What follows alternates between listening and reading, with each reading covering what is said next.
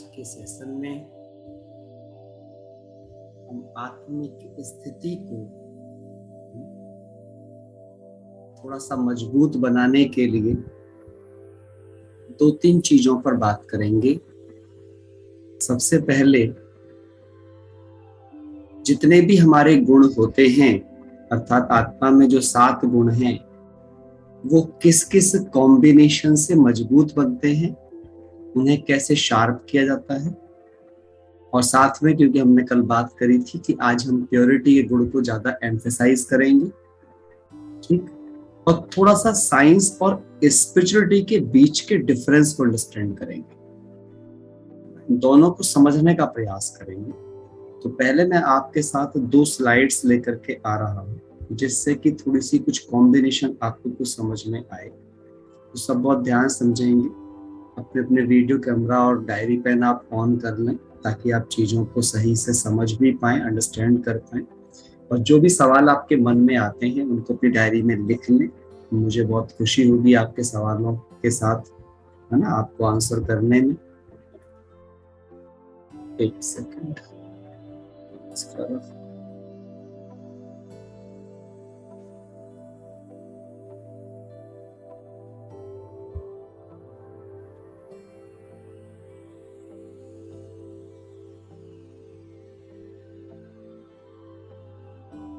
Yes, तो हम पहले बात करेंगे आपके साथ वेन डायग्राम ऑफ सोल। थोड़ा थोड़ा मैंने पहले भी बात की है इसके बारे में, लेकिन थोड़ा सा आज हम इसको वैल्यूज के परसेप्शन से, एक्सप्लेनेशन के परसेप्शन से देखेंगे थोड़ा सा। वेन डायग्राम के समझने के लिए, क्योंकि आत्मा हम सब जानते हैं, ये आत्मा है। आत्मा की 3 शक्तियां मन, बुद्धि और संस्कार हैं, और इन 3 शक्तियों से ही हमारा पूरा जीवन चलता है। और पूरे जीवन में हम आत्मा, शरीर और इनसे संबंधित जो संसार का मैटेरियल वर्ल्ड है, उसमें हम अपना जीवन क्या चलाते हैं, जीवन को उसके सामंजस्य में हम आगे बढ़ाते हैं। जहां हमारे पास संबंध भी होते हैं तो सुविधाएं भी होती हैं। ध्यान समझिएगा इस बात को। आत्मा और शरीर 2 चीजों के साथ पूरा जीवन जीती है, जिनमें एक चीज होती है संबंध और एक चीज होती है सुविधाएं। ये आप लिख सकते हो, है ना। आत्मा और शरीर, जीवात्मा के जीवन को जीवन यापन करने के लिए 2 मुख्य चीजों की जरूरत पड़ती है, जिनमें एक का नाम है संबंध, दूसरे का नाम है सुविधाएं। चाहे संबंध चाहिए, चाहे सुविधाएं और साधन चाहिए, दोनों के लिए हमारे अंदर 2 चीजों का होना बहुत जरूरी है, जिनमें पहली चीज का नाम होता है क्या, वैल्यूज, और दूसरी चीज का नाम होता है स्किल्स। वैल्यूज एंड स्किल्स, जब दोनों का कॉम्बो मिलता है तभी जाकर हम संसार में संबंध और सुविधाएं जनरेट करते हैं। जनरली हमारी जो वैल्यूज होती हैं वो हमारे संबंधों को बनाने में भी मदद करती हैं, तो किसी स्किल को लर्न करने में भी मदद करती हैं।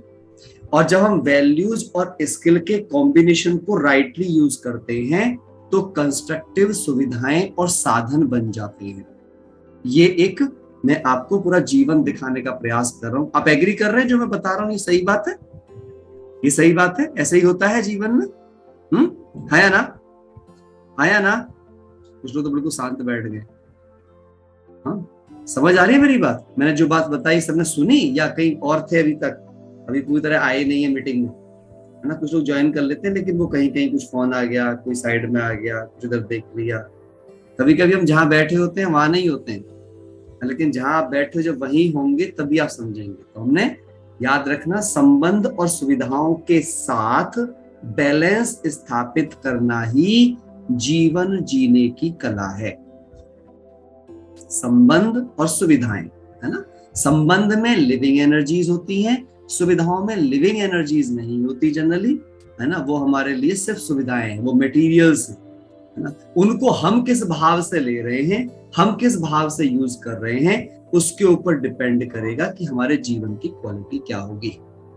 हम किसी सुविधा, अब देखो यहाँ पे बड़ी गहरी बात है, मैं संबंधों को अपने पे डोमिनेट करने की छूट देती हूं या मैं संबंधों पे डोमिनेट करती हूं, दोनों ही रॉन्ग हैं, दोनों ही रॉन्ग हैं।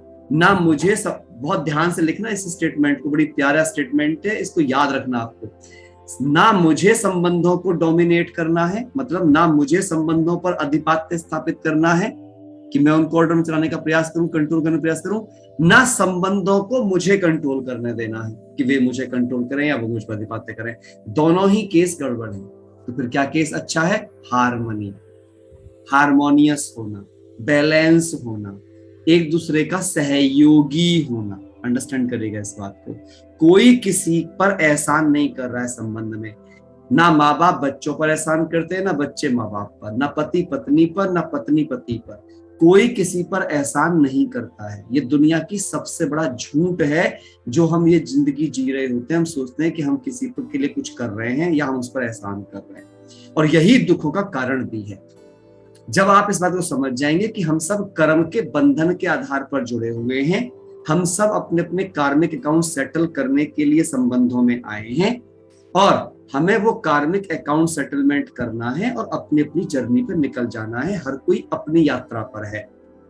जब आप इस बात को समझ जाएंगे तो कभी भी आप संबंधों के कुछ भी करने का बुरा नहीं मानेंगे, और ना ही उससे आप कभी हर्ट फील करेंगे।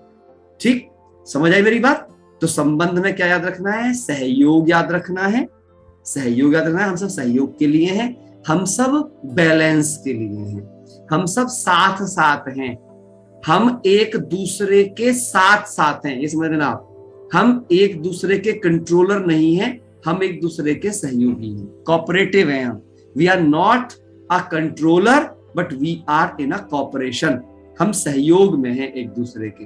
और जब आप ऐसे करके जीवन जिएंगे तो आपके जीवन में बैलेंस भी रहेगा और प्यार भी रहेगा। ठीक। सुविधाओं के केस में आपको क्या बात ध्यान रखनी है? मुझे सदा ही सुविधाओं को डोमिनेट करना है, कभी भी सुविधाएं मुझे डोमिनेट ना कर जाएं। अंडरलाइन कर लो इस बात को, बड़ी गहरी बात है ये। I am dominating all the resources. अगर रिसोर्स ने मुझे डोमिनेट कर लिया, लाइक अगर फोन को मैं डोमिनेट करता हूं तो मैं फोन का सही इस्तेमाल करूंगा। यदि फोन मुझे डोमिनेट करता है तो मैं सदा फोन के कंट्रोल में रहूंगा। मैं फिर फेसबुक भी चलाता रहूंगा, यूट्यूब पे रहूंगा, हर नोटिफिकेशन देखूंगा। आप समझ लो कि फिर मैं उसके कंट्रोल में चला गया हूं। ये बड़ी समझने की बात है अपने आप में। समझ आ रही मेरी बात? मैं टीवी देख रहा हूं या टीवी मुझे देखने के लिए मजबूर कर रहा है? समझना इस बात को। मैं चाय पीता हूं या चाय मुझे पी रही है? मैं चाय पीता हूं तो मैं जब चाय पीना चाहता हूं तो पी सकता हूं, नहीं पीना चाहूं तो मैं उसे बंद कर सकता हूं। लेकिन जब चाय मुझे पीना शुरू कर देगी तो मैं चाय के बिना रह नहीं पाऊंगा। समझ आ रही मेरी बात? खुद के केस में भी ये ध्यान रखना है। मुझे माना मेरी अच्छी आदतों के साथ मेरी आदतों पर डोमिनेट होना चाहिए। मेरा डोमिनेशन आदतों पर होना चाहिए, आदतों का डोमिनेशन मुझ पर नहीं। अगर कोई आदतें मुझे डोमिनेट कर रही हो तो वो अच्छी आदतें ही होना चाहिए, बुरी आदतें मुझे कभी डोमिनेट ना कर पाए। तो इसका मतलब क्या हो गया? अब मुझे दो जगह डोमिनेट करना है। एक अपने सेंस ऑर्गन्स पर, I am a dominator of all my sense organs. मैं अपने सभी सेंस ऑर्गन्स पर डोमिनेट करूं, और साथ साथ मैं अपने सभी रिसोर्सेस पर डोमिनेट करूं।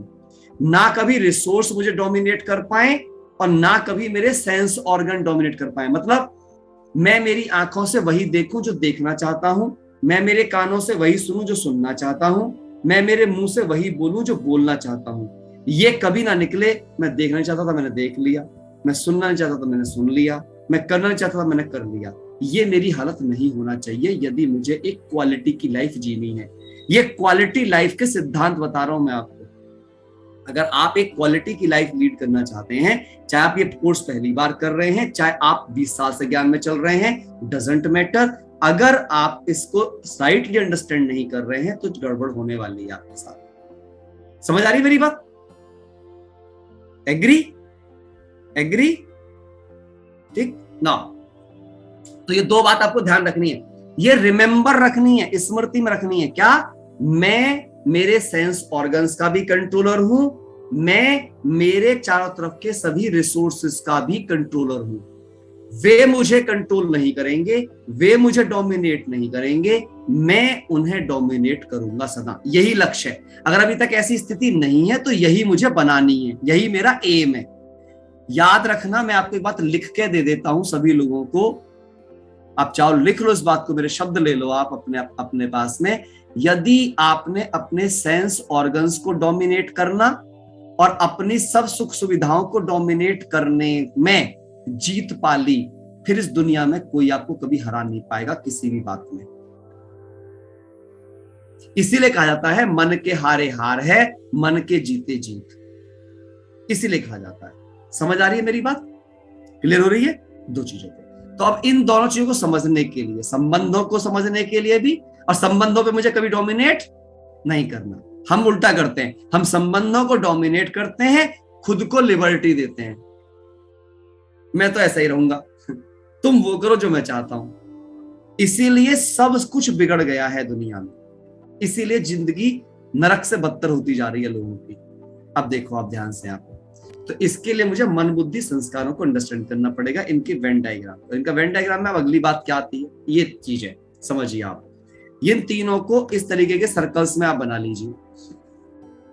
यहाँ पे आपकी क्या क्या चीज दिखा रखी है, आप देख रहे हो इंटरसेक्शन पॉइंट, जो सफेद सफेद सा भाग है जहां ब्लिस लिखा हुआ है ना। आप इस वाले एरिया को ध्यान से देखेंगे, यहाँ पे अगर आप देखोगे ये वाला जो एरिया है ना, यहाँ पे देखेंगे आप ध्यान से, तो ये हमारे पास में एरिया, ये ब्लिस यहाँ पे लिखा हुआ है ना, ये ब्लिस यहाँ पे लिखा हुआ है। सोल है हमारे पास ये, जहां पे मेरा कर्सर दिख रहा होगा आपको, ठीक। और ये मेरे पास में इंटेलेक्ट है, यहाँ पे इंटेलेक्चुअल पावर।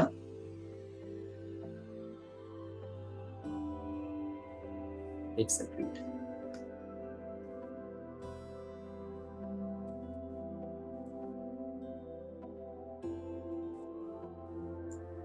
मैं थोड़ा सा लिख के, ये देखिए, ये सोल वाला पार्ट है, ये सोल है यहाँ पे। ये मेरा इंटेलेक्ट है, जहां पे मैंने राउंड राउंड कर दिया, ये इंटेलेक्ट वाला पार्ट है। यहाँ पे ये संस्कार वाला पार्ट है, ये संस्कार है। यहाँ पे माइंड है आपका, ठीक।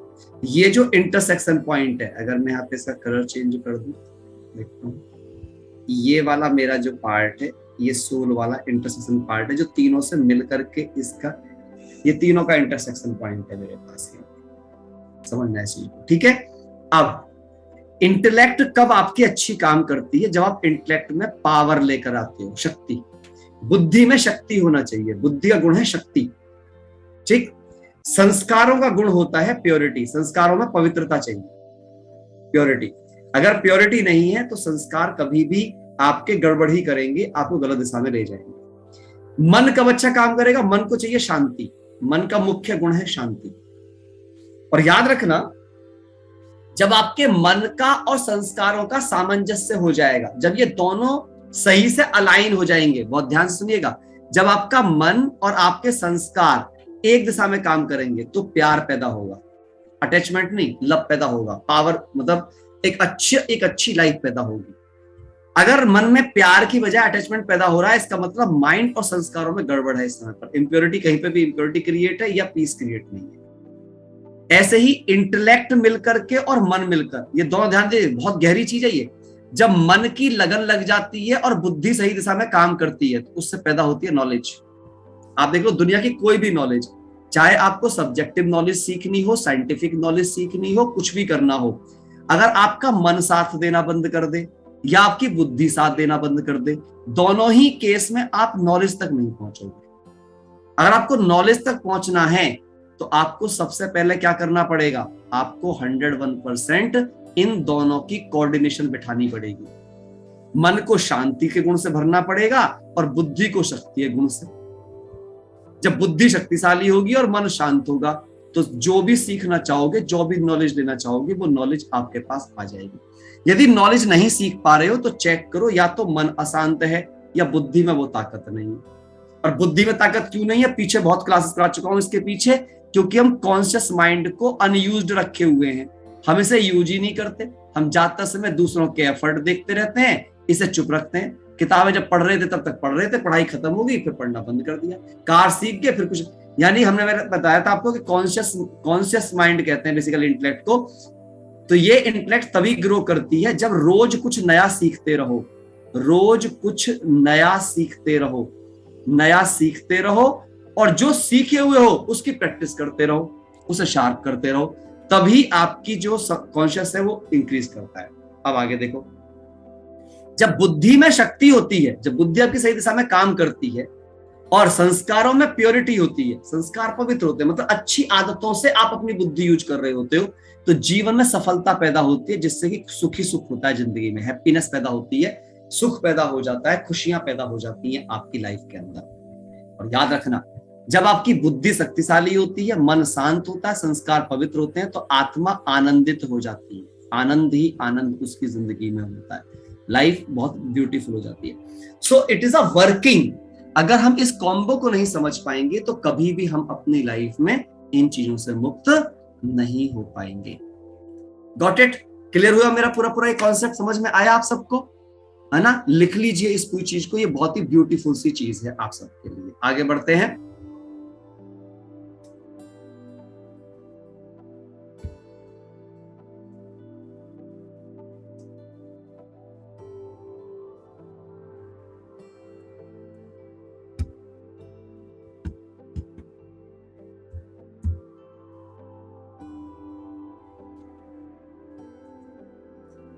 ये स्लाइड बहुत इंपॉर्टेंट स्लाइड है, जो आप सबको बहुत गहराई से समझनी होगी। बेसिकली स्पिरिचुअल साइंस है क्या जीवन की, क्योंकि आत्मा को हमने समझा, आत्मा के गुणों को हमने समझा, अब इन सब के साथ जीवन जीने के लिए जो तीनों चीजें हमारी जिंदगी की हैं, उनके साथ सामंजस्य बिठाने के लिए, मतलब आत्मा का सामंजस्य, शरीर का सामंजस्य, और इन दोनों को जीवन जीने के लिए सुविधाओं का सामंजस्य, इन तीनों के बीच की लिंकिंग को समझना पड़ता है।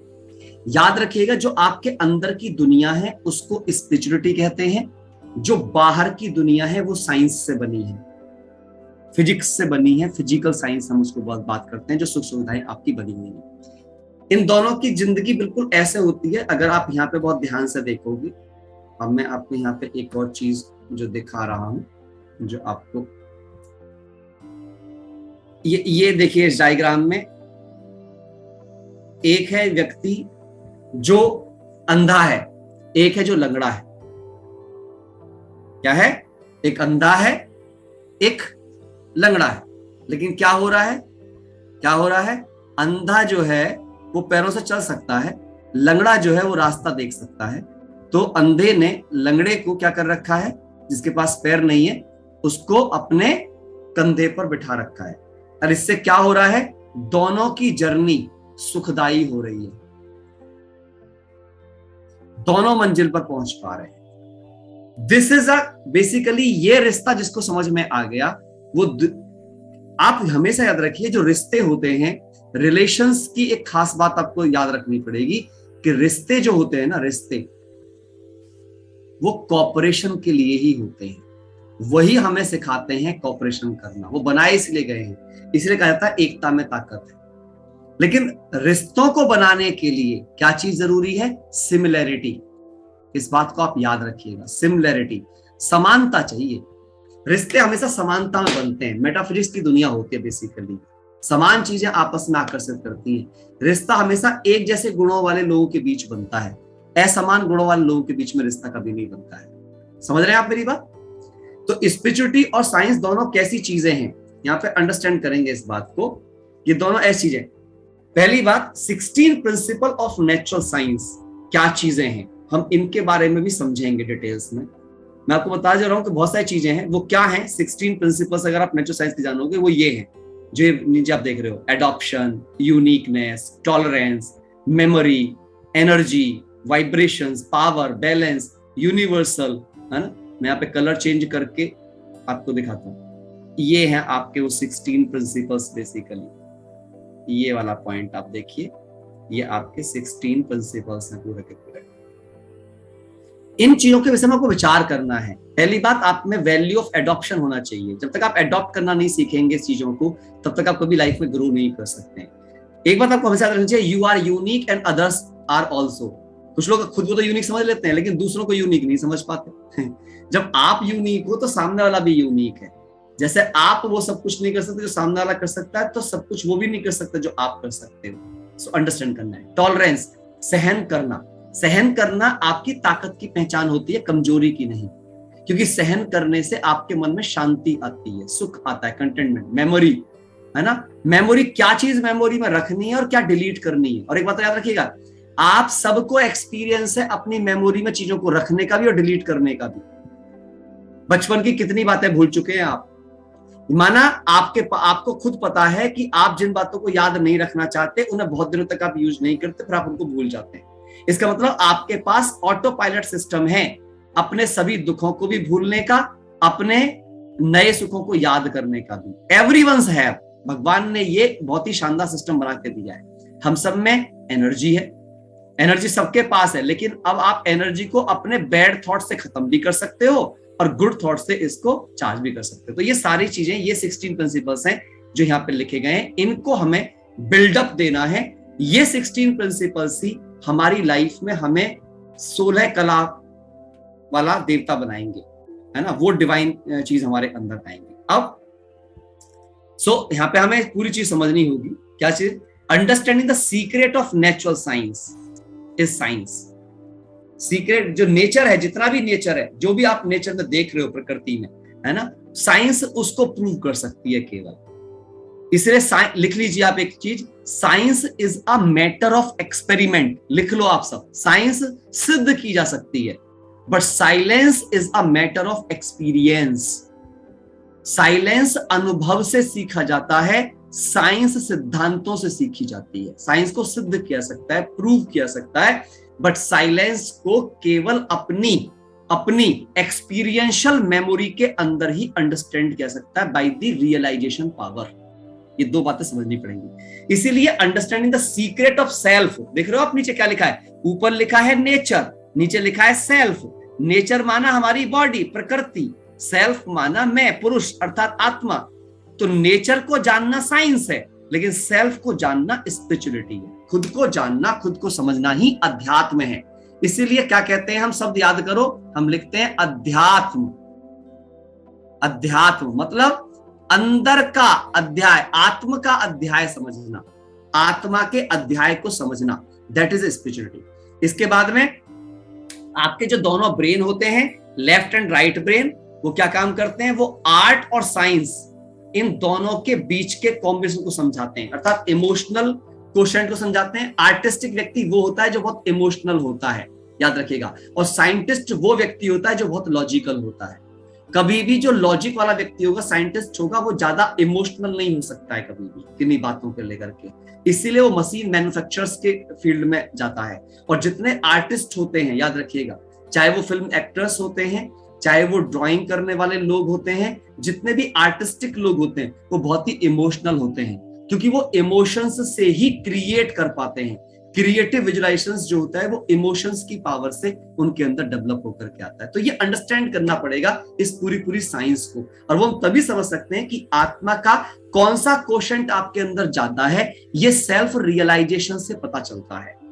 तो science and spirituality plays complementary role, यही मैं बताना चाहता था कि याद रखिए, ना तो इस साइंस के बिना इस स्पिरिचुअलिटी काम चलेगा, ना स्पिरिचुअलिटी बिना साइंस काम चलेगा। आप ऐसा समझ लीजिए, ये बिल्कुल ऐसा है जैसे सीडी प्लेयर के बिना सीडी कुछ नहीं कर सकती और सीडी के बिना सीडी प्लेयर का कोई रोल नहीं है।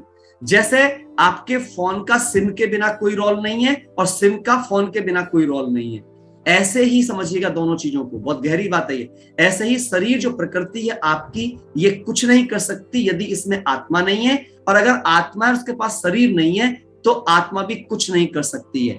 लिख लीजिए, शरीर आपका एक्सप्रेशन मीडिया है। शरीर वो चीज है जो आत्मा के भावों को दुनिया के सामने प्रत्यक्ष करने का आधार है। सो ये अंडरस्टैंड करना है। रोबोट वर्सेस डांसर, ये सब चीजें जो बताई गई हैं आपके पास में, इन सारी चीजों को आपको अंडरस्टैंड करना पड़ेगा कि हम किस तरह की चीजें हैं। तो हम यहाँ पे आगे चलते हैं। चीजें क्लियर हुई कुछ कुछ आपको? ये बातें क्लियर हो रही हैं?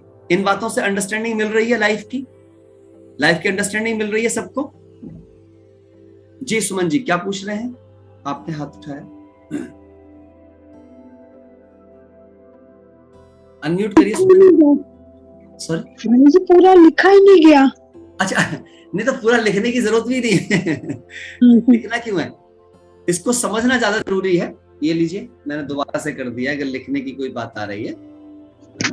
तो material values versus spiritual values को हमें समझना पड़ेगा कि मटेरियल की वैल्यूज क्या होती हैं और स्पिरिचुअलिटी की वैल्यूज क्या होती हैं। जब दोनों के बीच के अंतर को समझोगे, इसलिए हमेशा याद रखना, एक बात गहरी लिख लेना आप, मैं क्या बताना चाह रहा हूं आपको यहां पर, कि जो आपकी स्पिरिचुअल वैल्यूज हैं, याद रखना हमेशा इन स्पिरिचुअल वैल्यूज को डोमिनेट करना चाहिए मटेरियल वैल्यूज को। जिंदगी में कभी इस मटेरियल वैल्यूज को अपना डोमिनेटर मत बनाइएगा, ये किया तो गलत हो जाएगा। अगर मटेरियल्स के थ्रू स्पिरिचुअलिटी को ढूंढोगे, इसलिए कहा गया है, हमारे शास्त्रों में भी ये बातें बताई गई हैं, भैया साधना से साधनों को यूज करो, साधनों से साधना करने की कोशिश मत करो। जितना आप साधनों में जाओगे, एक बात याद रखना, साधन और सुविधाएं, ध्यान से समझ लीजिएगा मेरी बात को बहुत गहराई से, साधन और सुविधाएं ये आलस्य का विकास करती हैं, आलस्य को बढ़ाती हैं यदि इनको आप डोमिनेट करने देते हो। और यदि आप अपनी स्पिरिचुअल वैल्यूज को डोमिनेशन में लेकर के आते हो, तब आप इन साधन सुविधाओं का बेस्ट यूज कर पाते हो। बेस्ट यूज, अगर आप बेस्ट यूज करना चाहते हो साधन सुविधाओं का, तो आपको हमेशा पहली प्रायोरिटी में, पहले नंबर पे स्पिरिचुअल वैल्यू को रखना पड़ेगा और मैटेरियल वैल्यू को हमेशा दूसरा नंबर देना पड़ेगा।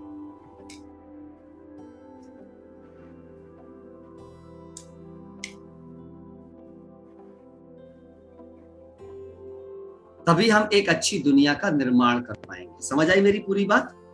तभी हम जाकर के एक अच्छी दुनिया का निर्माण कर पाएंगे अपने चारों तरफ। हाँ, यहां तक की बात में किसी के मन में कोई सवाल है आज जो मैंने बात बताई है? सवाल है तो प्लीज पूछो। अगर किसी के मन में अपना हैंड रेज कर सकते हैं, यहां तक की बात में किसी के मन में कोई सवाल है तो पूछो, और क्लियर हो गया है तो बहुत ही बढ़िया है। जी ममता बहन बताइए। सर, जो अंधा और लंगड़ा की आपने स्टोरी बताई, वो बेसिकली आत्मा और शरीर से हम रिलेट कर सकते हैं कि शरीर में अगर आत्मा नहीं है तो उसका कोई रोल नहीं है, और आत्मा का शरीर से। बिल्कुल, दोनों के बिना कोई कुछ नहीं कर सकता है, माना। इसीलिए मैं यहाँ पे ये बात बताना चाहता हूं, कभी भी ना तो अपने शरीर की डिसवैल्यू कीजिए। कुछ लोग क्या करते हैं, ज्यादा मेडिसिन करते हैं, अरे शरीर की एक्सरसाइज नहीं करेंगे, शरीर का खाना पीने का सही से ध्यान नहीं रखेंगे, शरीर को डोंट केयर करेंगे, बैलेंस बिगड़ जाता है। अगर प्रकृति और पुरुष दोनों में से किसी को भी आपने डोंट केयर किया, तो याद रखना एक दूसरे की कहानी को खराब कर देगा। अच्छा, आप मुझे बताओ, यदि आपका शरीर बीमार पड़ा रहे, क्या आप लोग अच्छे मेडिटेटर हो सकते हो? आप बताओ, क्या आप अच्छा काम कर सकते हो? नहीं कर सकते। अच्छा, अब शरीर के बिना आत्मा नहीं कुछ कर पा रही। अब सोचो, अब आप आत्मा का ध्यान ना रखो, मन खराब है, बुद्धि खराब है, शरीर खूब स्वस्थ है आपका, लेकिन मन बुद्धि खराब हो गई आपकी, तो क्या शरीर से आप वो प्रोडक्टिविटी निकाल सकते हो दुनिया में जो आपको निकालनी है? नहीं।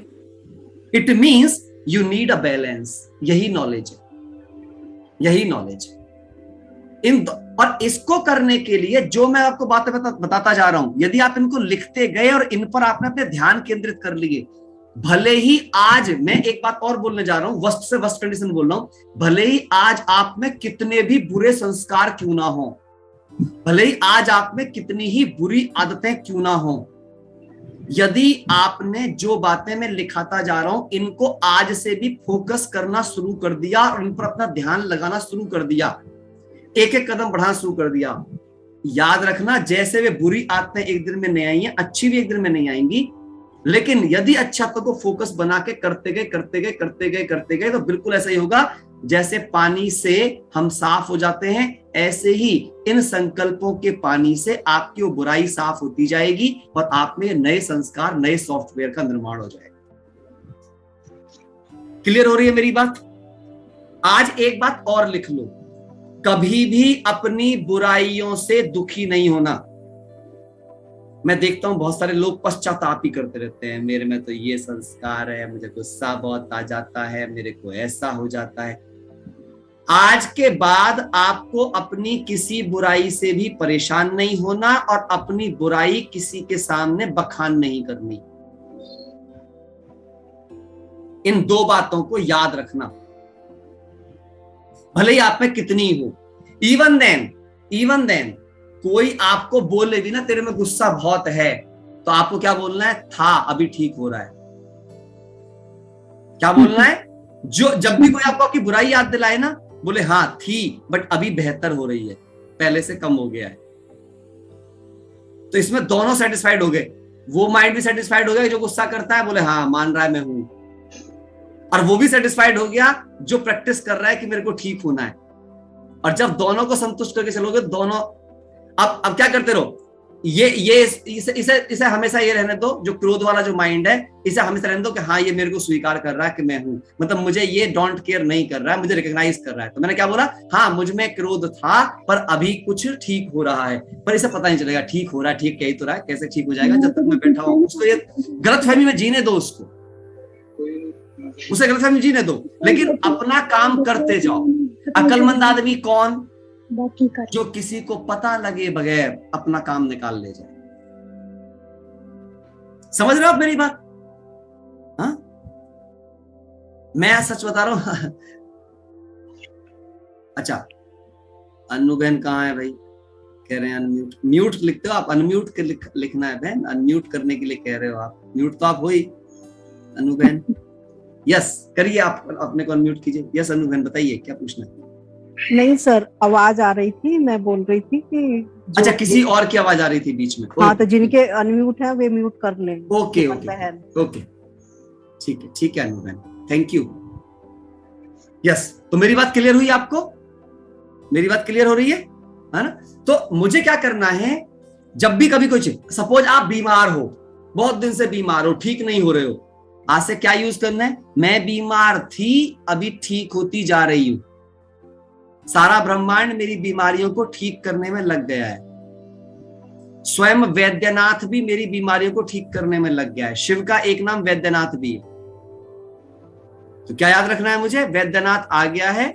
जब सारे डॉक्टर फेल हो जाते हैं, भगवान की तरह सारा करते हैं, मैंने भगवान को पहले ही बुला लिया है, वो मेरा डॉक्टर है और मैं ठीक हो रहा हूं, मन से भी ठीक हो रहा हूं और तन से भी ठीक हो रहा हूं। Got it? आपके बच्चों में अच्छी बुद्धि नहीं है, पढ़ लिख नहीं रहे, ये बोलना नहीं है। बोलना क्या है आज के बाद में? वो ऐसे थे बट अभी बहुत बेहतर होते जा रहे हैं। Continue improving. आपके घर में किसी इंसान के संस्कार खराब हैं, खराब थे, खराब है नहीं बोलना, बस आपको थे, अभी ठीक होते जा रहे हैं, बेहतर होते जा रहे हैं। हर चीज को, जो भी गलत है पास्ट में बोलना है, जो अच्छी है उसको करंट में बोलना है। समझ आ रही है मेरी बात?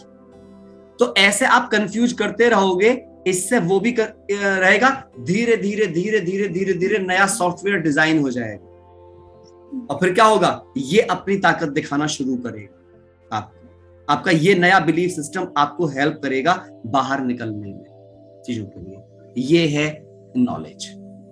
क्लियर हुई अब आपको सारी बात? यहां तक की बात क्लियर है? चलिए अब हम बात करते हैं आज जिस वैल्यू की हमें मेन बात करनी है। क्यों? क्योंकि संस्कारों की पवित्रता के बिना, मैं फिर से वापस जा रहा हूं 1 मिनट के लिए, आपको वापस से मैं वेन डायग्राम वाले उस पे लेके जाता हूं। क्यों प्योरिटी बहुत पावरफुल चीज होती है, क्यों जरूरी है? देखो आप यहां पे ध्यान से, अगर संस्कारों में प्योरिटी नहीं हुई तो क्या जीवन में सुख पैदा होगा? माना आपकी बुद्धि की शक्ति भी कुछ नहीं कर पाएगी। बुद्धि की शक्ति भी तब काम करेगी संस्कार में पवित्रता होगी। और आप देखो, मन भी आपका तब शांत रहेगा जब संस्कार में पवित्रता होगी। ये सब इंटरसेक्टेड हैं एक दूसरे के साथ में। तो पवित्रता बहुत ही इंपॉर्टेंट चीज होती है। पवित्रता सबसे बड़ी ताकत होती है। Purity is very big power. अब प्योरिटी क्या चीज होती है, पहले हम इसको अंडरस्टैंड कर लेंगे सभी। क्या चीज है प्योरिटी? तो पहले प्योरिटी के कई सारे मतलब होते हैं दुनिया में। पहले आप प्योरिटी को अंडरस्टैंड कर लें, है ना। पहला मतलब, मैं लिखता चला जाता हूं, आप चाहें तो लिखते चले जाएं। जो मेन मतलब है हम उनसे लेकर के चलते चले जाएंगे। सबसे पहले प्योरिटी होती है क्लीनलीनेस।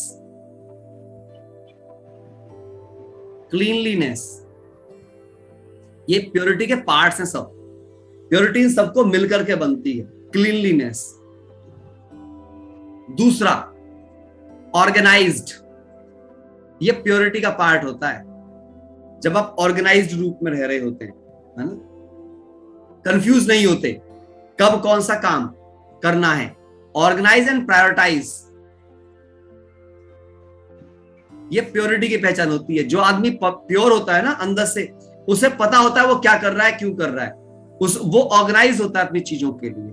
और क्लीनलीनेस, उसके अंदर क्या चीज होती है, सफाई होती है, शुद्धता होती है उसके अंदर, सफाई से बहुत प्यार होता है उसको अपने आप। तीसरी चीज बहुत ज्यादा important, most most most most most important, innocence.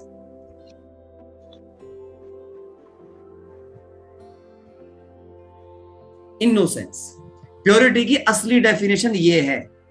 जो प्योर है, आप देखो बच्चे को कहते हैं इनोसेंट, बच्चा, बच्चा इनोसेंट कहलाता है। आपने सुना भी होगा बच्चे को महात्मा कहा जाता है, महात्मा, बल्कि उसे महात्माओं से भी श्रेष्ठ कहा जाता है।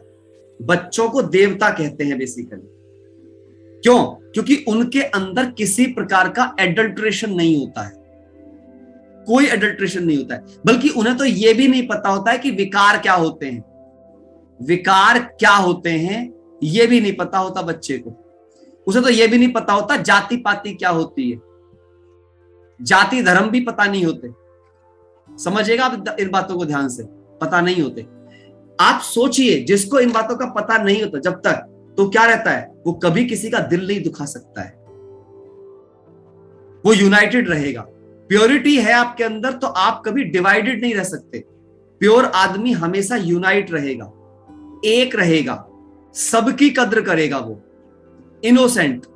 और आप देखना, जो इनोसेंट होता है ना, वो सब में केवल अच्छा अच्छा देखता है, वो खराब खराब नहीं देखता। यानी कि चौथी चीज प्योरिटी की क्या, होली हंस कहते हैं बेसिकली, मैं इसको होली हंस बोलता हूं। हंस क्या करता है, हंस मोती चुगता है, मोती, मोती चुगता है। तो यहां पे मोती चुगने का अर्थ क्या है, यहां कोई मोती चुगने की बात वैसे नहीं है। मोती चुगने का मतलब क्या है यहां पर, see values in others, see values in others and self. आपको सब जगह केवल वैल्यू देखनी है। क्या देखना है हर जगह, केवल गुण देखने हैं। लिख लो इसको पक्का पक्का करके, केवल गुण देखने हैं अगर पवित्र बनना है तो। हर बात में गुण देखिए, हर बात में, हर बात में। नहीं दिखता है तो देखिए, ढूंढना सीखिए गुण।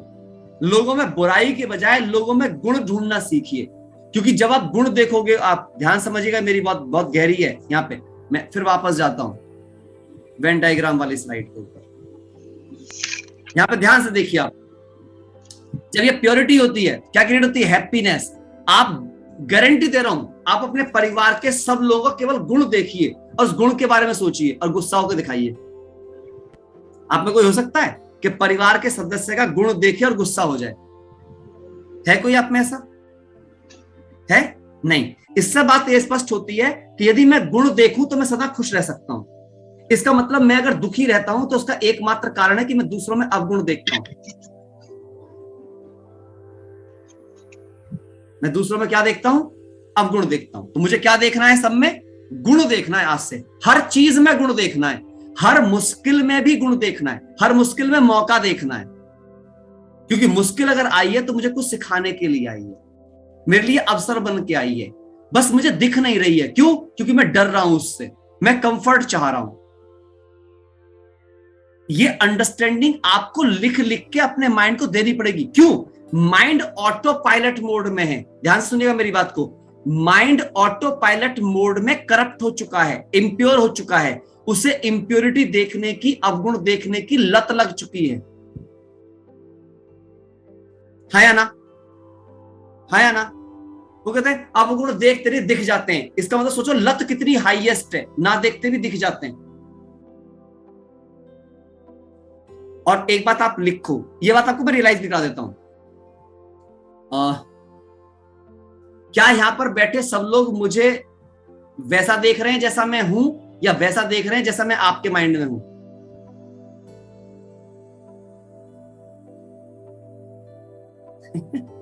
समझ आई मेरी बात?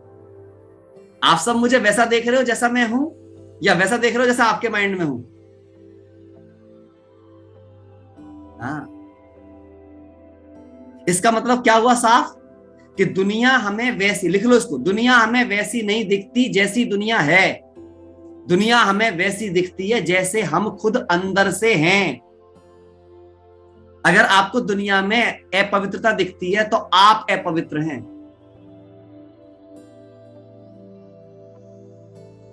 आपको बोलेगा नहीं अपवित्र तो अपवित्र दिखेगा ना, कुछ लोग ऐसे बड़े समझदार बन जाते हैं ना, तो मेरे पास उन समझदारों का भी जवाब है। अपवित्रता दिखना नॉलेज है, अपवित्रता फील करना ये आपकी अपवित्रता है। मेरे को बीमारी, डॉक्टर को बीमारी दिखती है पर डॉक्टर बीमारी को फील नहीं करता। तो मुझे ठीक है, मुझे दिख गया कि हाँ पे ये व्यक्ति अपवित्र काम कर रहा है, लेकिन मैं उसे अपवित्रता की दृष्टि से देखूं और उसके बारे में वही फील करूं अपवित्रता, ये मेरी अपवित्रता की पहचान है। माना किसी का अवगुण आपको तभी हर्ट करेगा जब वो अवगुण आपके अंदर होगा, उसके अंश आपके अंदर होंगे। अगर वो आपके अंदर अंश नहीं होंगे और उनकी समझ होगी, समझना बड़ी गहरी बात है, यदि आपके अंदर अवगुण की, अब देखना ध्यान से, आपके अंदर अवगुण की समझ, बहुत लिखो सब ध्यान से, आपके अंदर अवगुण की समझ है या आपके अंदर अवगुण का भाव है, इसका पता कैसे चलेगा? यदि अवगुण की समझ होगी तो आप उसकी मजबूरी समझोगे सामने वाले की, कि भाई बेचारा इस अवगुण से परेशान होगा, क्योंकि आप निकले हो उससे बाहर।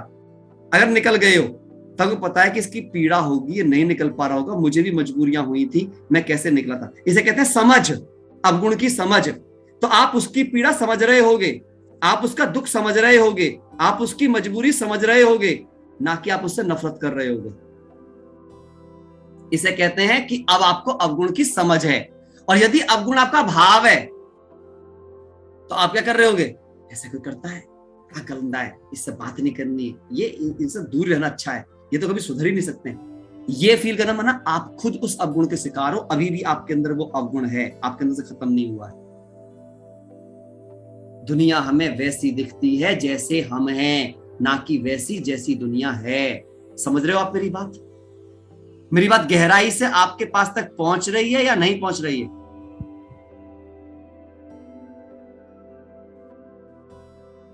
ये कॉन्सेप्ट क्लियर हो गया ना, आप बिलीव करना, आपकी लाइफ इतनी ब्यूटीफुल हो जाएगी ना, डर दुख चिंताएं सब मिट जाएंगी जिंदगी से।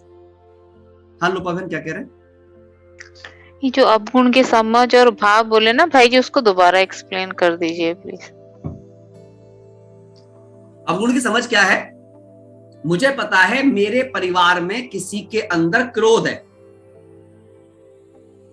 अब अगर मुझ में समझ है तो मैं समझूंगा कि वो बेचारा मानसिक रूप से बीमार है, क्रोध एक बीमारी है, क्रोध कोई अवगुण नहीं है, वो उसकी बीमारी है, वो कमजोर है, मुझे उसकी मदद करनी है उससे बाहर निकलने में, क्योंकि वो उस आदत का शिकार है। इसे कहते हैं समझ, क्रोध की समझ, क्योंकि हम भी कभी ना कभी इस दौर से निकले होंगे, हम उस पीड़ा को जानते हैं। देखिए, अगर आप विकारों की पीड़ा को, अगर आपने विकार जीते होंगे तो आप उस पीड़ा से गुजरे होंगे और बाहर निकले होंगे। और जब आप बाहर निकले होंगे तो आपको पता है कि कई बार आप गिरे होंगे, कई बार आप गिरे होंगे, और जब आप गिरे थे तो आप गिरना नहीं चाहते थे। जब आप गिरे होंगे तो आप उन विकारों में गिरना नहीं चाहते थे। कोई काम विकार में गिरना नहीं चाहता था, कोई क्रोध में गिरना नहीं चाहता था, कोई लोभी करना नहीं चाहता था, कोई मोह में मरना नहीं चाहता था, लेकिन वो मरा, कई बार मरा और फिर उससे बाहर आया। जैसे मैं आज अपनी बात करूं, सब विकारों में क्या हम गिरे नहीं होंगे? गिरे उठे, पर जितने बाहर आते गए, आज हम किसी से बिलीव करना, समझ इतनी आ गई है, मैं इस धरती पर किसी भी विकारी से विकारी, दुष्ट से दुष्ट प्रवृत्ति के व्यक्ति से भी कभी परेशान नहीं होऊंगा, ना नफरत करूंगा, क्योंकि मुझे पता है कि मेरे अंदर अगर विकार था, मैं भी तो कितनी बार गिर रहा था। उस विकार को जीतने के लिए मुझ में जब ताकत आई तभी मैं जीत पाया, जब वो समझ आई तब मैं जीत पाया। उस बेचारे के पास तक वो समझ पहुंची नहीं है, अभी उसका रिलेशन बनी नहीं है। मुझे क्या हक बनता है कि मैं उससे नफरत करूं? वो बेचारा कितना कष्ट सहन कर रहा होगा, उसे कितनी बदनामी, कितने दुख झेलने पड़ रहे होंगे, वो भी कोई चाहता थोड़ी होगा, वो भी तो इज्जत ही पाना चाहता होगा। इसे कहते हैं समझ। और भाव क्या है? भाव क्या है? इमोशनल होना क्या होता है? ये तो बेकार लोग हैं, इसमें क्रोध है, ये कोई ज्ञानी है, ये कोई ऐसे हैं, ये कोई वैसे हैं, ये बोलना। इसका मतलब I am emotional about the thing. इसका मतलब वो अभी भी मेरे अंदर है, बस मैं दिखावा कर रहा हूं बाहर से कि मेरे अंदर नहीं। जो व्यक्ति विकार की गहराई को समझता है, मैं दादी गुलजार जी की आपको एक बात बताना चाहूंगा। एक बार कैन भाई ने एग्जाम्पल सुनाया था कि कैन भाई जो ऑस्ट्रेलिया के हैं, वो अनुभव सुना रहे थे, तो उन्होंने बड़ी अच्छी बात कही थी। क्या कि एक बार दादी के साथ बात हो रही थी, तो दादी ने इस बात को समझाया कि कुछ लोग ऐसा बोलते हैं कि भाई विकारों को क्यों जानना, विकारों को क्यों जानना, हमें तो निर्विकारी बनना। बहुत से ब्राह्मण ऐसे बन जाते हैं ना, अरे विकारों को क्यों जानना, इनके बारे में ज्यादा क्यों समझना। दादी कहती है जो अपने दुश्मन को सही से नहीं पहचानता, उसका दुश्मन किसी भी रूप में आकर उसे खत्म कर देगा। जितना अपनी ताकतों का ज्ञान होना आवश्यक है, उतना ही दुश्मन के सब स्रोतों का ज्ञान होना आवश्यक है कि वो दुश्मन किस किस रूप में आ सकता है। ज्ञानी वो नहीं होता जो केवल अच्छे का ज्ञान रखता हो। ज्ञानी वो होता है जो बुरे का भी ये ज्ञान रखता हो कि वो बुराई कहां से किस रूप से आपके पास तक पहुंच सकती है। रवि बाबा कहते हैं जो माया के बहुरूपों को नहीं पहचानता, माया उसे कहीं भी धोखा दे देती है। समझ रहे हैं आप मेरी बात? सारे लोग परमात्मा इस बात को समझाते हैं, है ना? तो इसीलिए अपने इन विकारों की इंटेंसिटी कितनी है ये भी समझना जरूरी है। विकार कहां से आते हैं ये भी समझना जरूरी है। क्या देखने से आते हैं ये भी समझना जरूरी है। अगर ये नहीं समझा तो कहां से मरोगे पता ही नहीं चलेगा, और सारी जिंदगी धोखे खाते रहोगे, पता ही नहीं चलेगा कौन सा विकार कहां से घुसा। कभी वो किसी बेटी के रूप में आके घुस जाएगा, कभी किसी बेटे के रूप में आके घुस जाएगा, कभी पड़ोसी के रूप में आके घुस जाएगा, कभी किसी किताब के रूप में आके घुस जाएगा, कभी किसी अखबार से घुस जाएगा। आपको अंडरस्टैंड करना पड़ेगा कि वो कहां से किस रूप में आके घुसने वाला है। अलर्ट होना सीखना पड़ेगा। ये समझ आई मेरी बात? क्लियर हो रही है आपको सबको? मेरी बात क्लियर हो रही है? ठीक, चलिए। तो इसीलिए आज के बाद इस बात का विशेष ध्यान देना है। नाउ केवल गुण देखना सीखना है। चौथी बात हमने सिखाई। पांचवी बात जो आपको अंडरस्टैंड करनी है ना, ब्रह्मचर्य इसका सबसे बड़ा आधार होता है। ब्रह्मचर्य पवित्रता का सबसे बड़ा आधार होता है ब्रह्मचर्य, क्योंकि कोई पढ़ाई ब्रह्मचर्य पढ़ी जाती है। अब यहाँ पे जो नए साथी है कहते हैं नहीं ऐसे हम कैसे रह सकते हैं, पवित्र कैसे। अरे भाई आप एक बात सोचो, मैं चलो उन लोगों की सेटिस्फेक्शन के लिए भी इस सवाल का जवाब भी दूंगा। कुछ लोग बोलते हैं जी काम विकार बहुत जरूरी चीज है, उसके बिना दुनिया कैसे आगे बढ़ेगी, फलाना कैसे होगा। इसका जवाब भी मैं यहाँ पे ही देना पसंद करूंगा, क्योंकि जब मैं गुण की बात कर रहा हूं तो यही खत्म कर देंगे हम इस सवाल। अगर किसी ने ईमानदारी से काम शास्त्र को पढ़ा हो, उसके अंदर स्पष्ट आता है, क्या लिखा हुआ आता है? काम को देव भी कहा गया है, काम देव। लेकिन उसको देव किस रूप में माना गया था? याद करो, जब हमारे पहले राजा महाराजाएं भी होते थे, उनको केवल संतान उत्पत्ति के लिए ही विकार में जाना धर्म था। काम विकार एंटरटेनमेंट नहीं था। ब्रह्मचर्य भंग करना एंटरटेनमेंट के रूप में नहीं था, कभी भी नहीं था। वो सिर्फ और सिर्फ किस उद्देश्य के लिए था? केवल संतान उत्पत्ति मात्र। और इसीलिए उन योद्धाओं में शक्ति होती थी, क्योंकि वो बेकार में ही अपने ब्रह्मचर्य को नष्ट कभी नहीं करते थे। इसलिए उनमें बुद्धि का भी बल होता था, शरीर का भी बल होता था, इंटेलिजेंस एंड सब कुछ होता था, और उनके रिश्ते भी सुंदर होते थे। क्योंकि याद रखना, पति और पत्नी भोग वासना का साधन नहीं, बल्कि एक दूसरे के दुनिया के सर्वश्रेष्ठ मित्र हैं। सर्वश्रेष्ठ मित्र, इसीलिए उनको 1 और 1 11 कहा जाता है।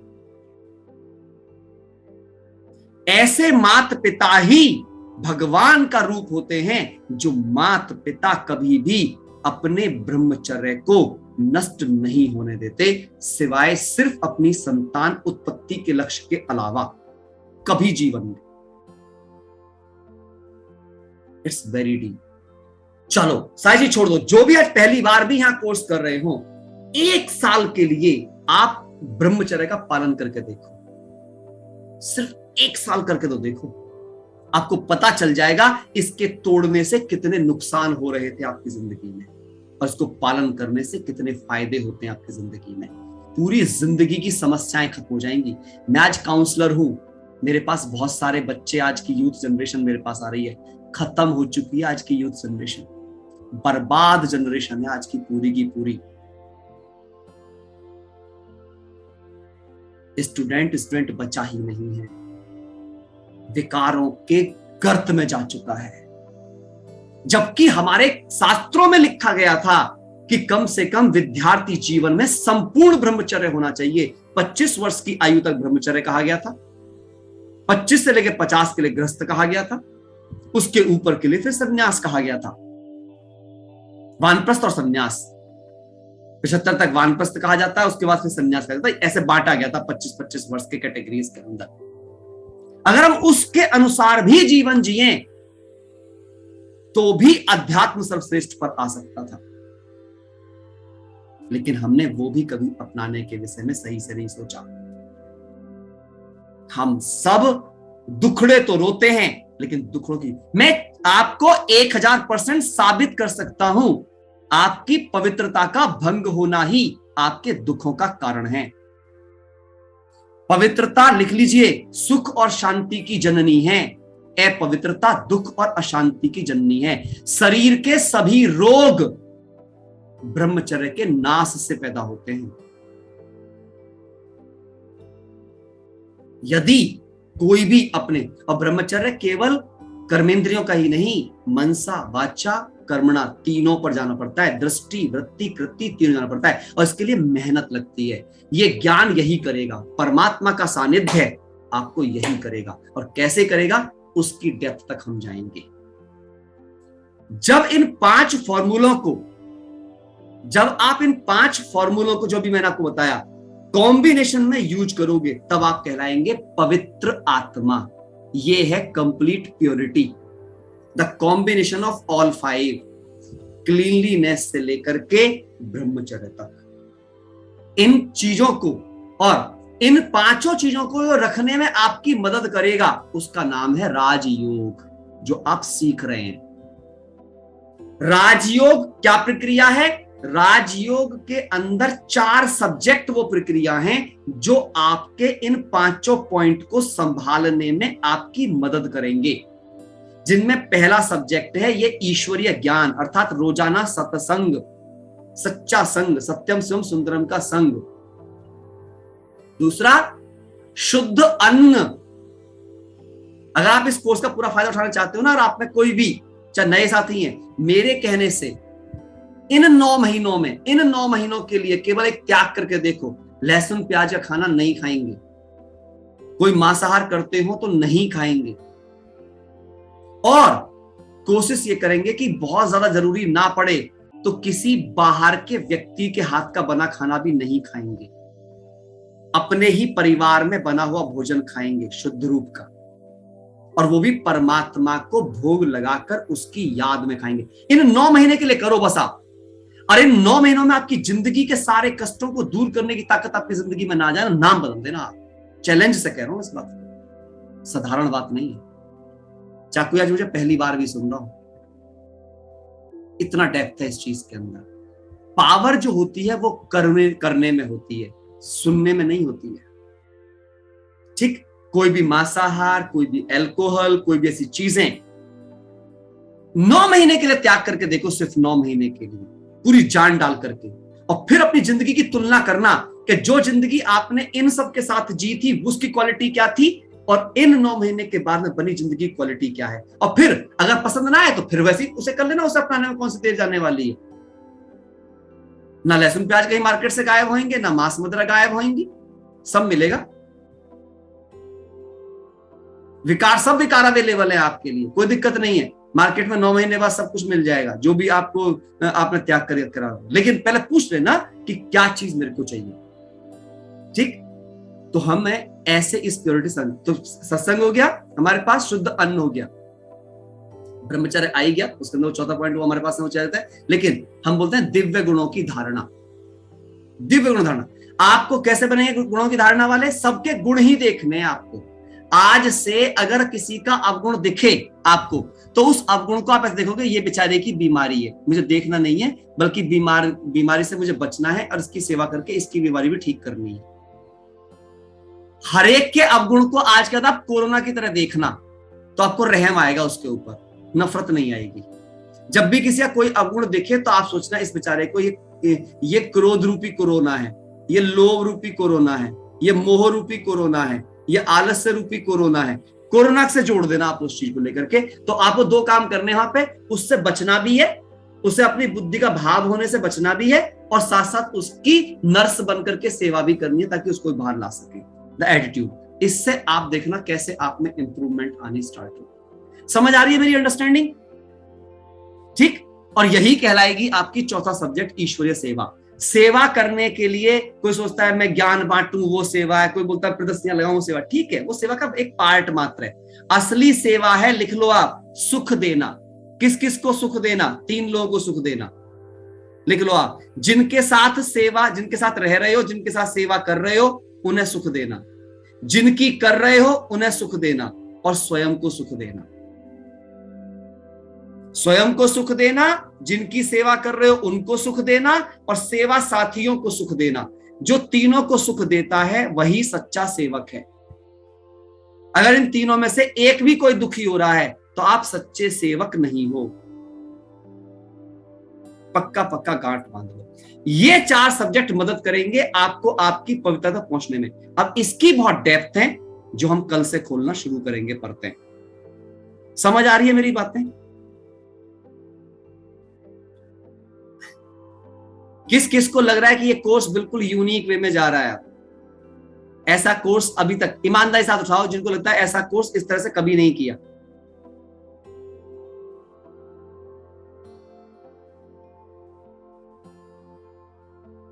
और अब वो लोग भी हाथ उठाओ जिनको लगता है कि ऐसे कोर्स करने से जरूर परिवर्तन आ जाएंगे। अब आपकी लाइफ में आपको विश्वास आ गया है कि यस, अब हम निश्चित रूप से बदल जाएंगे। पक्का ना? यही समझ लो आप। इसका मतलब प्रॉब्लम कोर्स में नहीं थी। प्रॉब्लम कोर्स को हमें जहां तक समझना था ज्ञान की गहराई से, एक्चुअली सागर की गहराई में रतन होते हैं, ऊपर नहीं होते। सागर की डेप्थ में होते हैं रतन, ऊपर नहीं होते। इसलिए बदलाव नहीं आते। रतन मिलेंगे तो बदलाव आएगा। ठीक है, चलो 1 मिनट के लिए साइलेंस में बैठेंगे हम बहुत गहराई से, और आज से अपने आप पर गहरा अटेंशन देंगे। ठीक, चलो पूरा साइलेंस में बैठ जाए, एकदम से गहरा साइलेंस फील करें अपने अंदर में कि जैसे परमात्मा ने मेरी बुद्धि को स्वच्छ और साफ कर दिया है, एकदम साफ, क्लीन, इनोसेंट माइंड। मुझे किसी के प्रति भी कोई अवगुण का भाव नहीं है। सब मेरे अपने हैं, सब बहुत प्यारे हैं। मुझे सबकी सेवा करनी है।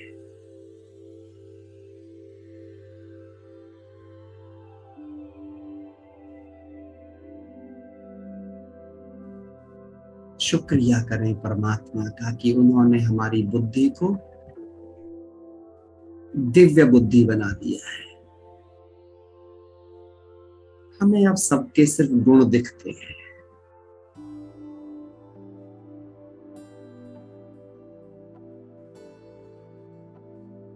किसी में कोई अवगुण नहीं है। जो भी मेरे चारों तरफ हैं वो मुझे महान बनाने के लिए है। उनकी सेवा करने से मैं महान बनती जा रही हूं। सभी मेरे चारों तरफ मन से बीमार हैं। मुझे सबकी मदद करनी है, मन की बीमारी से बाहर करने में। देखें अपने को ऐसे कि आप सबकी मदद कर रहे हो। सबके दिलों को साफ करने में मदद कर रहे हो। आपके परिवार के लोगों को आप सुन रहे हो, प्यार से सुन रहे हो, उनकी प्यार से सेवा कर रहे हो, सबको दिल से क्षमा कर रहे हो, खुद से ज्यादा मेहनत कराकर उन्हें सुख पहुंचा रहे हो। मर्यादित सुख, कितना सुंदर बन गया है हमारा परिवार। देखो, सभी के मनों को रियलाइज हो गई है उनकी कमियां, और वो सब भी ठीक होने लग गए हैं।